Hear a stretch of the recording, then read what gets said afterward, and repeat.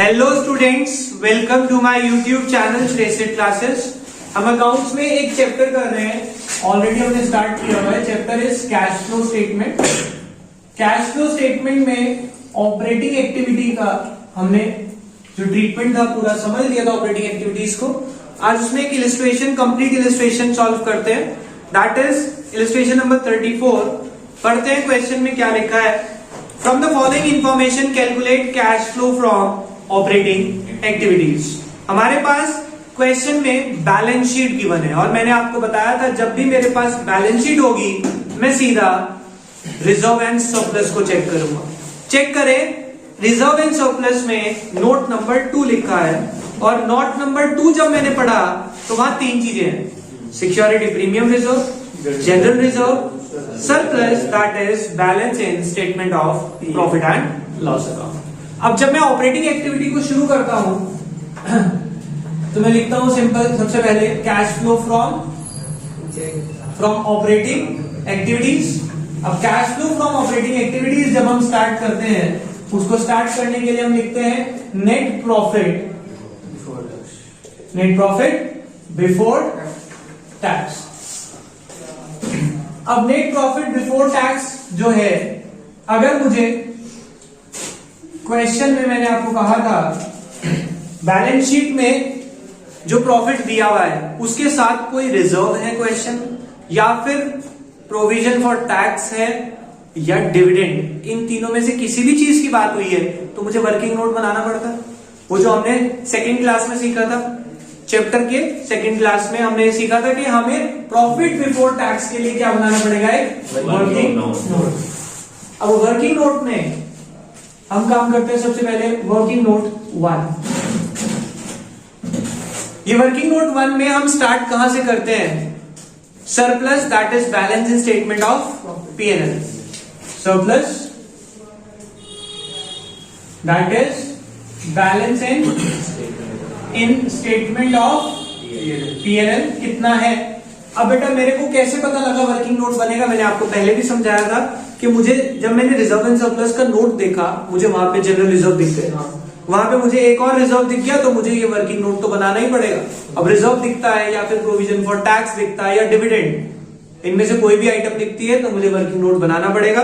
कितना है मेरा स्टेटमेंट ऑफ P&L का बैलेंस, चेक करें।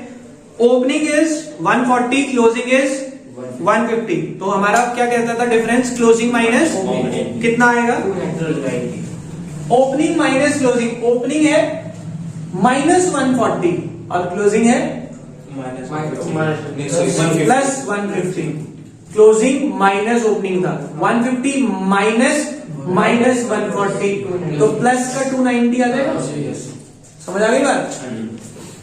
ये हमने कैसे कैलकुलेट किया, 150 माइनस, और वो पहले से ही माइनस में है तो ब्रैकेट खुलते ही माइनस माइनस हो जाएगा प्लस, और याद आएगा हमारा 2,90,000। Is it okay? आगे चलते हैं। मेरे को वहां पे रिजर्व गिवन है, कितना है reserve, transfer to general reserve 30,000, तो मैं यहीं पे ऐड कर लेता हूं, ट्रांसफर टू जनरल रिजर्व कितना, 30,000। एक और रिजर्व है वहां पे, सिक्योरिटी प्रीमियम रिजर्व। बेटा जो सिक्योरिटी प्रीमियम रिजर्व है ये किस पे दिया जाता है, इक्विटी शेयर्स में।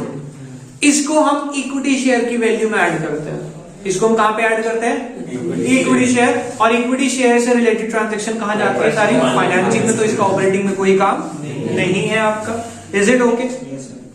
आगे चलते हैं। मेरे पास मैंने क्वेश्चन में सबसे पहला जो था नोट नंबर 1 शेयर कैपिटल का, वो छोड़ दिया था क्योंकि मुझे शुरू ही नेट प्रॉफिट बिफोर टैक्स से करना होता है। ठीक है, अब हम स्टार्टिंग से स्टार्ट करते हैं। शेयर कैपिटल, शेयर कैपिटल का मुझे नोट नंबर 1 दिया है equity share capital, preference share capital. बेटा शेयर कैपिटल से रिलेटेड फाइनेंसिंग में जाती है, पर प्रेफरेंस शेयर के ऊपर इन्होंने डिविडेंड होता है बेटा शेयर में। इक्विटी शेयर हो या प्रेफरेंस शेयर हो, उसके ऊपर डिविडेंड होता है। और एक चीज अब ध्यान से समझेंगे, मैंने पहले बताई हुई आपको जब पिछली बार कराया था कि जब भी आप क्वेश्चन करें सबसे पहले एडजस्टमेंट पढ़ लिया करो। नीचे एडजस्टमेंट दी हुई है हमें कुछ। सबसे पहली एडजस्टमेंट मशीनरी, तो मशीनरी के आगे पॉइंट लगा लें आप, ठीक है। फिक्स एसेट्स गिवन है ना आपके पास, टैंजिबल फिक्स, उसके आगे पॉइंट लग जाएगा। डेप्रिसिएशन ये भी इसी में जाएगा। Dividend on equity share on the opening balance, यानी इक्विटी शेयर के आगे पॉइंट लगा लें। क्वेश्चन में जो जो एडजस्टमेंट है सबके आगे पॉइंट लगा ले साथ एक ही बार में। डिविडेंड के बाद इनकम टैक्स, यानी कि टैक्स वाली प्रोविजन फॉर टैक्स, उसके आगे पॉइंट लगाएं आप। प्रोविजन फॉर टैक्स कहां गिवन है? नोट नंबर 3 में, नोट नंबर 3 में गिवन है लास्ट में। टैक्स के बाद अगली है डिबेंचर्स। लॉन्ग टर्म बोरोइंग्स में चेक करो, डिबेंचर्स है। बैलेंस शीट में फोर्थ आइटम मिल गया। उसके बाद प्रेफरेंस शेयर, उस पर भी पॉइंट लगाए। ये नोट नंबर 1 में मिलेगा आपको, इक्विटी शेयर और प्रेफरेंस शेयर। यस, मिल गया। सबके आगे एडजस्टमेंट पॉइंट लगा लिया आपने। अब हम स्टार्ट करते हैं। इक्विटी शेयर का कोई ट्रीटमेंट इसमें नहीं होगा हमारा। प्रेफरेंस शेयर कितने के थे? 3 लाख के। हमने अभी कितने के करवा दिए? यानी कि 1 लाख के प्रेफरेंस शेयर आपने रिडीम कर लिए। इश्यू तो नहीं हुआ, रिडीम हो गए, यानी कि बायबैक जिसे आप नॉर्मल लैंग्वेज में बोलते हैं। अगर वापसी ले लिए प्रेफरेंस शेयर हमने, अब हमें डिविडेंड देना है। क्या पॉइंट लिखा है एडजस्टमेंट में? प्रेफरेंस शेयर का at the end of the year preference share were to be redeem at a premium of. बेटा रिडीम कब हुए हमारे लिए मेन पॉइंट ये है, साल के आखिरी में। साल शुरू हुआ तब मेरे पास प्रेफरेंस शेयर थे 3 लाख के, साल के आखिरी में बचे 2 लाख के। जो कह रहे 1 लाख रिडीम हुए ना, वो कब हुए? साल के आखिरी। यानी कि डिविडेंड मुझे पूरे 3 लाख पे ही देना पड़ेगा, क्योंकि 1 लाख जो डिबेंचर हमने शेयर वापसी लिए वो कब लिया? आखिरी दिन। तो डिविडेंड तो मुझे पूरा 3 लाख पे ही देना पड़ेगा। डिविडेंड को मैं ऐड करूंगा, कितना आएगा? 3 लाख का कितने परसेंट वाले प्रेफरेंस शेयर है? 5% वाले। तो मैं यहां पे ऐड करूंगा क्या? प्रेफरेंस डिविडेंड कितना? 15,000। अच्छा, इक्विटी शेयर पे भी एक पॉइंट दिया हुआ था मुझे, 8%। इक्विटी शेयर पे dividend on equity share 8% is to be paid on opening balance, वो भी ऐड करो। इक्विटी डिविडेंड ओपनिंग बैलेंस कितना था बेटा? चेक करें, 4 लाख, उसका 8% कैलकुलेट करें, कितना आएगा? 36,000। यस बेटा, आपको समझ आना चाहिए। मैंने फर्स्ट पॉइंट पिक किया, उस फर्स्ट पॉइंट को पिक करते इक्विटी और प्रेफरेंस दिखे, और मैंने डॉट लगाई थी इक्विटी प्रेफरेंस दोनों की एडजस्टमेंट पे। ठीक है, आगे चलते हैं। फर्स्ट पॉइंट मेरा खत्म हुआ। Second point reserve and surplus, वो मैं ट्रीट कर चुका हूं। उसके बाद में आया नीचे लॉन्ग टर्म बोरोइंग 8% डिवेंचर, कितने हैं? पहले 1.5 लाख के, अभी 2,60,000। अब फिर वही बात, सर साल की शुरुआत में कितने थे? 1,50,000, और साल के आखिरी में 260। अब ये जो और लोन लिया है वो कब लिया है, इसके बारे में कुछ पॉइंट तो नहीं बताया? Point number, additional debentures were issued at par on 1 October. इधर समझे, ये जो डिवेंचर है ये कब दिए? 1 अक्टूबर को। कितने के? 1,10,000। ठीक है, अब इसका मतलब ये जो मेरे 1.5 लाख के डिवेंचर है ये मेरे पास कब तक है? 1 अक्टूबर। यहां से कितने हो गए? 260। तो मैं इंटरेस्ट दूंगा 150 का 8% 6 मंथ्स के लिए, प्लस 260 पे मैं इंटरेस्ट दूंगा 8% 6 मंथ्स के लिए। ये समझ आ गई बात? इससे टोटल इंटरेस्ट निकालें कितना आएगा? ये समझ आया ऐसा किया क्यों मैंने? हाँ जी गगन, कितना आया टोटल बताया मुझे पहले, फिर मैं इसको डिस्कस कर लेता हूँ और पॉइंट को चेक कर लो बेटा। सोल्यूशन देखने से अच्छा इंटरेस्ट ऑन डिवेंचर्स आपका कितना आएगा? यस 16,400। कितना आ जाएगा? 16,400। इसमें यहां पे ऐड होता है इंटरेस्ट ऑन लोन बोरोइंग या डिवेंचर। इसको हम यहीं पे कैलकुलेट कर लेते हैं। कितना अभी मैंने कैलकुलेट करके दिखाया 150 into 8/100 into 6/12 plus 260 into 8/100 into 6/12। कितना आया था टोटल? 16,400। ठीक है, अब इधर देखें बेटा, जिन बच्चों को समझ नहीं आया ये पॉइंट कि ऐसा क्यों हुआ। साल के शुरुआत में डिवेंचर कितने के थे? 150। साल के आखिरी में कितने हो गए? 260। डिवेंचर मतलब लोन। साल की शुरुआत में 1.5 लाख का लोन था, आखिरी आते आते 260 का लोन हो गया। इसका मतलब 1,10,000 का लोन और लिया। अगर मुझे कुछ नहीं बताया होता तो मैंने पिछली क्लास में बताया था कि वो लोन कब लिया होगा? आखिरी डेट में, तो मैं इंटरेस्ट पूरा 1.5 लाख पे दे देता। पर इस क्वेश्चन मुझे बता दिया कि सर जो 1/10 लिया वो 1 अक्टूबर को लिया। इसका मतलब 1.5 लाख के ऊपर जो इंटरेस्ट दूंगा वो कब तक का दूंगा? 1 अक्टूबर तक का, यानी कि 6 महीने। ये दे दिया मैंने 8% रेट ऑफ इंटरेस्ट। अब यहाँ पे 1/10 का लोन और ले लिया, 1.5 लाख का पहले था, तो टोटल कितना हो गया? 260 पे अब मैं इंटरेस्ट दूंगा 8% के अकॉर्डिंग। कितना बचेगा 6 महीने तक? ऐसे निकाला ये सिर्फ। आगे बात समझ, इस पॉइंट को ध्यान रखना। अगर नहीं बताया होता तो मैं टोटल किस पे देता? 150 पे ही देता। Is it okay? आगे चलते हैं। हमने डिवेंचर वाला 3rd पॉइंट कवर किया। Next point, short term borrowings 8% bank loan. अब बैंक लोन है, पहले कितने का था साल की शुरुआत में? 50 और साल के आखिरी में 40। अब मुझे बताएं ये जो बैंक लोन है ये कब रीपे हो रहा है? कोई पॉइंट तो नहीं दिया हुआ नीचे, एक बार चेक कर लें। बैंक लोन में रिपेमेंट कहाँ है? 5th। देखो क्या लिखा है, एडिशनल डिवेंचर 1 अक्टूबर को खरीदे and bank loan was repaid on the same date. यानी कि जो बैंक का लोन है ये किस दिन रीपे हो रहा है? 1 अक्टूबर को। साल की शुरुआत में कितना था ये? 50। साल के आखिरी में आते आते 40, यानी कि 10 की रीपेमेंट हुई है। और 10 की रीपेमेंट किस दिन हुई है? 1 अक्टूबर को। अब ध्यान से देखें, मैं 50,000 पे जो इंटरेस्ट दूंगा वो कितने टाइम का दूंगा? 6 महीने। और बचे कितने? 40,000।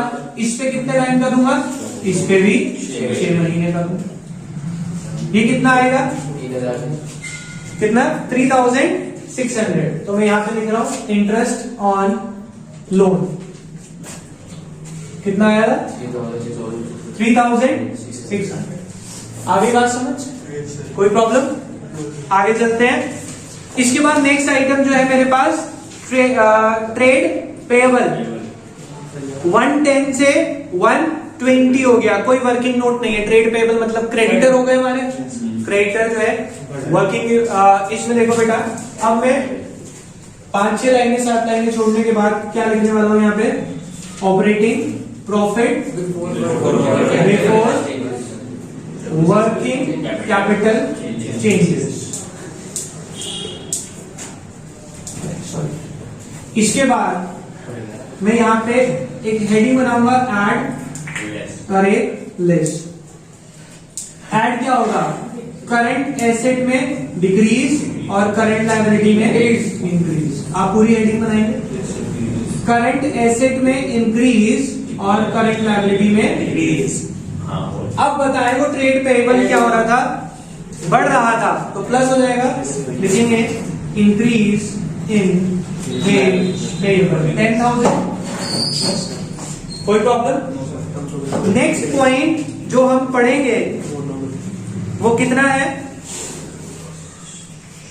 Short term wait a minute, ये रहा short term provision, note number 3, provision for tax. Check करें इसकी कोई एडजस्टमेंट थी शायद। Income tax income tax paid के नाम से, इनकम टैक्स वॉज प्रोवाइडेड, मतलब वही है। इस साल कितना इनकम टैक्स प्रोवाइड किया, पेड नहीं है, प्रोवाइड मतलब प्रोविजन। इस साल कितना बना? 45,000। देखो बेटा, हम इसके लिए वर्किंग नोट बनाएंगे, प्रोविजन फॉर टैक्स। ये मैंने वैसे आपको अभी समझाया पर वीडियो में रिकॉर्ड नहीं हो पाया था, तो अब दोबारा से समझ लेते हैं इसको। प्रोविजन फॉर टैक्स मेरी एक लायबिलिटी है, मैं लिखूंगा बाय बैलेंस और टू बैलेंस, राइट। बैलेंस कितना है? ओपनिंग ब्रॉट डाउन बैलेंस कितना है? 40 और क्लोजिंग 50। ठीक है, अब ध्यान से समझे, इसमें दो ही चीजें होती हैं, एक तो टैक्स पे हो जाता है, एक उसका प्रोविजन इस साल बन जाता है। क्वेश्चन में मुझे क्या कहा हुआ है? इनकम टैक्स वॉज प्रोवाइडेड, यानी कि इस साल प्रोवाइड कितने का हुआ? 45,000। अब प्रोविजन ऑलरेडी 40 का था और 45 का और बन गया, इससे मेरी लायबिलिटी बढ़ेगी या कम होगी? बढ़ेगी। प्रोविजन पहले पड़ा और बनाना है, तो कोई चीज क्रेडिट है उसमें और बढ़ाना है तो मुझे और क्रेडिट करना पड़ेगा। तो मैं यहां लिखूंगा कहां से बनता है वो provision? By statement of PNL, क्योंकि लॉस है, इस साल का लॉस आपने पीएनएल में लिखा होगा कितना? 45,000। अब सोचें इस चीज को, 40 पहला देना था, 45 अब का देना है, नेट बैलेंस सिर्फ 50 का बचा हुआ है, इसका मतलब कुछ टैक्स पे कर दिया इस बार। समझ पा रहे हैं इस चीज को? 85 का टोटल बैलेंस था, 50 रह गया, इसका मतलब हमने इस बार बैंक से या चेक से पेमेंट कर दी 35,000 की। 85,000 हो गया। और मैंने आपको पिछली क्लास में समझाया था ओपनिंग बैलेंस और क्लोजिंग बैलेंस कहीं भी ट्रीट नहीं। अब ये इस साल का प्रोविजन है, ऑपरेटिंग में प्लस होना चाहिए जी, ऑपरेटिंग में प्लस होना चाहिए, तो मैं यहां ऐड कर दूंगा प्रोविजन फॉर टैक्स, कितना? 45,000। अब कुछ बच्चों के दिमाग में फिर से डाउट आएगा, सर पिछले इलिस्ट्रेशन नंबर 33 में आई थिंक कि सर आपने उसमें प्रोविजन फॉर टैक्स जो करंट ईयर का था वर्किंग नोट में होने के बाद भी ऐड नहीं करवाया था। मैंने आपको अभी समझाया, उस इलिस्ट्रेशन में मैंने जो प्रॉफिट पिक किया था दैट वाज प्रॉफिट बिफोर, वो पहले ही टैक्स एडजस्ट हो चुका है, उसमें स्टेटमेंट ऑफ पीएनएल की बनती। या तो मैं प्रॉफिट आफ्टर टैक्स लेता, उसमें टैक्स को ऐड करता, फिर प्रॉफिट बिफोर टैक्स आता। इसमें मुझे प्रॉफिट बताया ही नहीं है, प्रॉफिट बताया, नेट बैलेंस बता दिया पीएनएल का, इसका मतलब इसमें टैक्स वैक्स सब एडजस्ट हो चुका था, मुझे तो बिफोर टैक्स चाहिए, इसलिए मैंने इसमें टैक्स ऐड करा। उसमें ऑलरेडी एडजस्टेड था इसलिए उसमें नहीं किया। समझ आ गया पॉइंट? ये आ गया, ये एडजस्ट कर लिया हमने। अब बचता है सर जो टैक्स पे करा वो कहा जाता है लास्ट में, क्या करते हैं हम? Less income tax. कितना पे करा हमने? 35,000। Is it okay? हाँ जी, आगे चलते हैं। प्रोविजन फॉर टैक्स का ट्रीटमेंट हो गया मेरा। अब आते हैं हम असेट्स साइड में। असेट साइड में सबसे पहले दिया टैंजिबल एसेट, कितने हैं? 860। क्लोजिंग के और ओपनिंग के 620। इसकी कुछ एडजस्टमेंट थी, आप बता रहे थे जी, एडजस्टमेंट है इसकी, चेक करें। सबसे पहली एडजस्टमेंट ही है मशीनरी। अब बच्चा कहता है सर मशीनरी लिखिए, टैंजिबल एसेट तो लिखिए। मुझे एक बात बताएं, मशीनरी टैंजिबल नहीं है? कंफ्यूजन आता है सर टैंजिबल अगर होता तो। बेटा एक बात बताओ, ना तो मुझे वर्किंग नोट दे रखा है और ना ही कोई और टैंजिबल एसेट के बारे में इंफॉर्मेशन दे रखी है, तो मैं इस टैंजिबल को मशीनरी ही मान लूंगा। टैंजिबल वो डेप्रिसिएशन ऑन टैंजिबल एसेट है और मशीनरी भी एक टैंजिबल एसेट ही है, तो उसी को ट्रीट करना पड़ेगा, हमारे पास कोई और ऑप्शन नहीं है। टैंजिबल मींस यहाँ पे हम क्या मान लेंगे? मशीनरी। ठीक है, तो उस टैंजिबल एसेट के लिए मुझे वर्किंग नोट बनाना है। अब मैं ये जो इंटरेस्ट वाले पॉइंट थे, काम करें, इसकी फोटो क्लिक करें। हाँ जी बेटा देखो, हमने ये देखा कि टैंजिबल असेट्स का हमारे पास ओपनिंग क्लोजिंग है और उसी टेंजिबल एसेट के नीचे क्या दी हुई है, तो मैंने उसका एक अकाउंट बनाया। एसेट है तो डेबिट से शुरू होगा और क्रेडिट में खत्म होगा। एसेट का ओपनिंग कितना दिया हुआ है, चेक करें। Opening balance is 620 and closing is 860। 620 860। एक बात बताओ बेटा, वहां पे कोई डेप्रिसिएशन अकाउंट तो नहीं दिया हुआ, प्रोविजन फॉर डेप या डेप नहीं दिया हुआ, तो मुझे एक ही अकाउंट बनाना है। ठीक है, सारी एडजस्टमेंट मैं इसी अकाउंट में करूंगा। कल जो हमने पिछली क्लास में सीखा था उसमें डेप अकाउंट भी दिया हुआ था, तो डेप का ट्रीटमेंट उसमें हो जाता था। कंबाइंड दिया है तो सारा ट्रीटमेंट इसी में होगा। क्लियर हो गई बात। अब आप एक बार एडजस्टमेंट पढ़े, क्या दी हुई है। सबसे पहली एडजस्टमेंट दी हुई है, during the year a piece of machine costing 60,000 on which depreciation was charged 20,000 was sold for 20,000। कह रहे एक मशीन का पीस जिसकी वैल्यू 60,000 थी, 60,000 कॉस्टिंग थी, उस पे आज तक कितना डेप लग चुका था, उसे बेच दिया। पहली बात तो 20,000 में बेचा, तो ऐसे डेबिट होता है जब वो बिकेगा तो यहां जाएगा बाय बैंक ब्रैकेट सेल। कितने की बिकी, 20। 60,000 की मशीन थी, उस पे 20 डेप लग चुका था, कितने की बची थी, 40। 40 वाली मशीन आपने 20 में बेच दी। फायदा नुकसान, नुकसान। तो यहां लिखेंगे बाय लॉस ऑन सेल। कितना, कोई प्रॉब्लम, समझ आ गई बात। ठीक है। अब बच्चा कहता है सर जो एसेट बिका आपने पिछले अकाउंट में दिखाया था कि उसके ऊपर जो डेप लगा था वो इधर लिख दिया था हमने, इसमें डेप तो लिखा नहीं आपने। अब एक बात बताओ बेटा, उसमें मुझे डेप जो मैंने लिखा था वो क्या करा था, डेप्रिसिएशन अकाउंट से क्रॉस करा था। यहां उसको माइनस करके उसकी वैल्यू निकाल दी, प्रॉफिट लॉस। बात वही है, कंफ्यूज मत करना। समझ आ गई बात। ठीक है, हाँ जी आगे चलते हैं। और क्या लिखा है मेरे पास एडजस्टमेंट में, depreciation provided on tangible asset कितना है, 60,000। डेप लग रहा है, किधर लगाऊं, इस तरफ या इस तरफ, बताओ। क्रेडिट या डेबिट, एसेट डेबिट होता है उसकी वैल्यू कम हो रही है तो किधर आएगा, क्यों कंफ्यूज हो रहा है बेटा, डेप्रिसिएशन से वैल्यू घटती है ना, कोई चीज डेबिट है उसकी वैल्यू घटानी है तो ऑब्वियसली कहां पे आने वाली है, क्रेडिट साइड में। बाय डेप्रिसिएशन कितना, 60,000। अब मैंने आपको कहा था इसके बाद आप और कोई एडजस्टमेंट इसमें हो नहीं सकती, डिफरेंस निकाले, इधर आया तो परचेज, इधर आया तो सेल। डिफरेंस करेंगे हम, किधर आ रहा है 960 माइनस 620, तो यहां लिखेंगे टू बैंक ब्रैकेट परचेज कितना 340। Is it okay,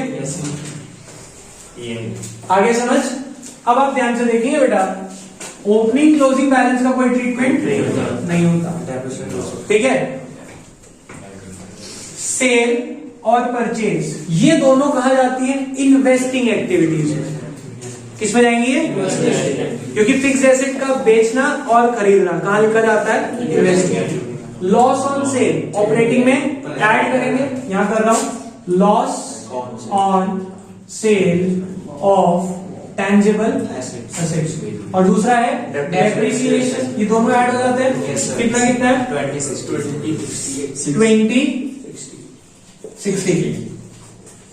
tangible asset का पूरा ट्रीटमेंट हमने कर दिया, और कुछ इसमें है नहीं एडजस्टमेंट। आगे बढ़ते हैं। इसके बाद मुझे दिया है इनटेंजिबल एसेट गुडविल। गुडविल की वैल्यू 40,000 से 15,000 हो रही है। अमोर्टाइज ये क्या आता है, अमोर्टाइज कितना कितना 25, 40 से 15 हुई है ना, सही है 25, या अमोर्टाइजेशन ऑफ गुडविल लिख देंगे आप। और बताएं अगला एसेट क्या गिवन है मुझे,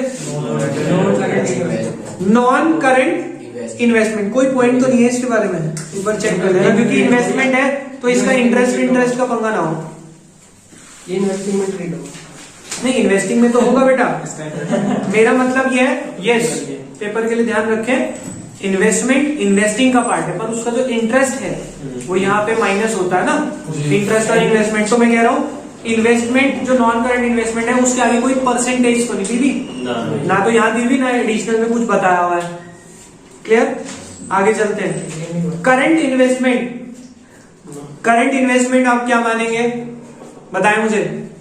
करंट इन्वेस्टमेंट को कहां ट्रीट करेंगे, किसमें? अच्छा एक पॉइंट में बताऊं, अब भूल गए आप सब। करंट इन्वेस्टमेंट को कैश एंड कैश इक्विवेलेंट्स में लिखवाया था आपको, याद करो। कैश एंड कैश इक्विवेलेंट्स में 5 चीजें लिखवाई थी, cash in hand, cash at bank, marketable security, short term investment, current investment. सब भूल गए पॉइंट, 5 पॉइंट ही लिखवाए थे आपको।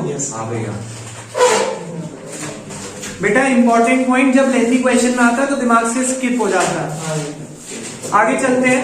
यस, करंट इन्वेस्टमेंट के बाद अगला दिया है इन्वेंट्री। क्या दिया है? इन्वेंट्री यानी कि स्टॉक। स्टॉक एक करंट एसेट है, उसकी वैल्यू बढ़ रही है, कम हो रही है? स्टॉक की वैल्यू बढ़ रही है तो माइनस हो जाएगा। क्या लिखेंगे? Increase in inventory. कितना बढ़ रही है? 95 से इंक्रीज हो रहा है बेटा, पक्का? नेक्स्ट, ट्रेड रिसीवेबल कितने थे? सेम है, कोई चेंज नहीं आएगा। कैश एंड कैश इक्विवेलेंट का कोई ट्रीटमेंट नहीं होता। वर्किंग नोट में, सॉरी नोट्स टू अकाउंट में हर चीज हमने एडजस्ट कर ली। एडजस्टमेंट देख लो, कोई पेंडिंग तो नहीं है। कौन सी? क्या इक्विटी शेयर्स क्या लिखा है? डिविडेंड ऑन इक्विटी शेयर करा नहीं आपने? इक्विटी शेयर का डिविडेंड नहीं करा तो है। कोई एडजस्टमेंट पेंडिंग का पूछ रहा हूं, सिर्फ नहीं है। यस, चलो एक बार आप इसका टोटल करना शुरू करते हैं। देखो सबसे पहले मुझे नेट प्रॉफिट बिफोर टैक्स चाहिए, उसको कैलकुलेट करते हैं कितना आ रहा है। इसमें ये सब ऐड करो बेटा। अगर आप बुक से चेक करके बता रहे तो फिगर्स को चेक भी कर लेना, कोई फिगर ड्रॉप ना हो इसमें। 4,16,000। अभी 416 यहाँ पे वैल्यू प्लेस होगी 416, राइट? ये सब ऐड होने वाली है, इनको ऐड करके कितना आ रहा है? 30, 20, 20, 40। एक चीज इसमें ऐड है, premium on redemption of debenture. Premium on वो क्या है? यस बेटा, premium on redemption of debenture. ध्यान से समझेंगे। रिडम्पशन ऑफ डिवेंचर क्या होता है बेटा? अभी आपको बताया डिवेंचर हमने जो लोन लिया हुआ है वो लोन रीपे कर रहे हैं, लोन रीपे कर रहे हैं। रिडम्पशन का मतलब क्या होता है? रीपेमेंट। डिवेंचर का मतलब लोन, आप लोन चुका रहे हैं, प्रीमियम पे दे रहे हैं पैसा। प्रीमियम मतलब एक्स्ट्रा पैसा। लोन लिया था कितने का? देखो लोन आप डिवेंचर चेक करें कितने के थे मेरे। प्रीमियम और रिडम्पशन और डिवेंचर या प्रेफरेंस शेयर? लास्ट पॉइंट लिखा है ना, बेटा ध्यान से पढ़ो, रिडम्पशन और डिवेंचर नहीं है, प्रीमियम और रिडम्पशन ऑफ प्रेफरेंस शेयर।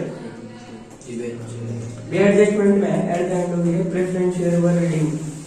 बेटा वो प्रेफरेंस शेयर के लिए है। इधर चेक करें, डिवेंचर तो मेरे रिडीम ही नहीं हो रहे। डिवेंचर के लिए पॉइंट पढ़ो ना, पहले 150 थे बैलेंस शीट में और अभी कितने के हो गए?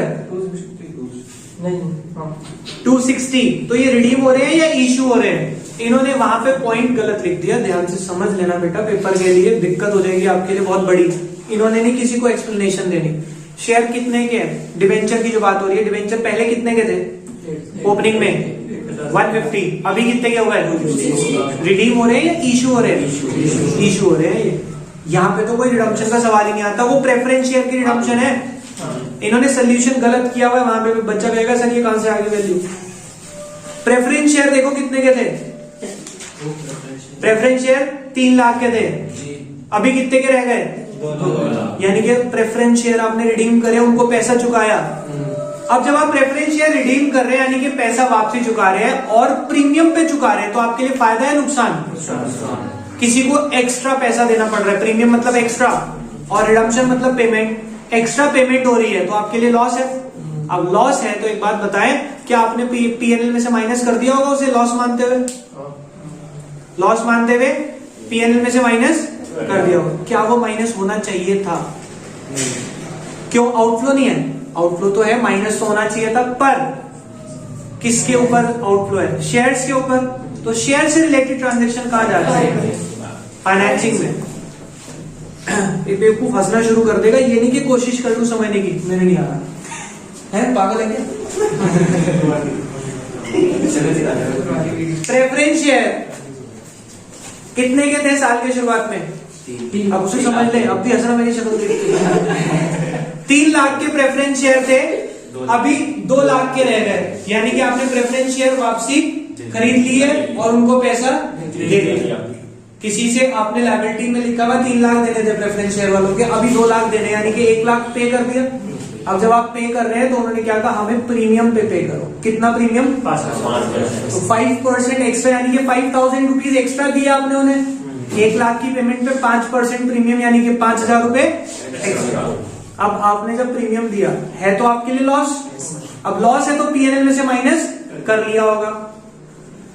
आउटफ्लो भी है, लॉस भी है, माइनस तो सर होना ही चाहिए, पर कहां से?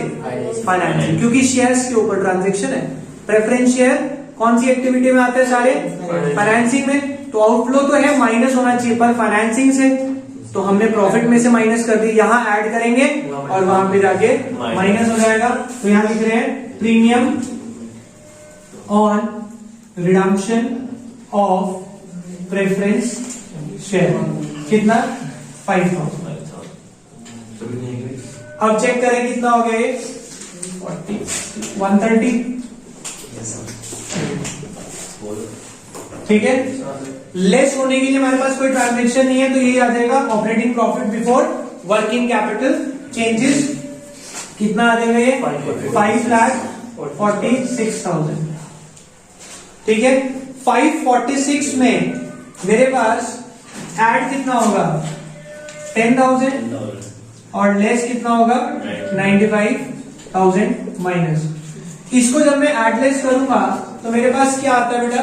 यस, इसमें क्या आता है? Cash generated from operation. Cash generated from operation कितना आएगा ये? This plus this minus this, एक बार कैलकुलेट करें।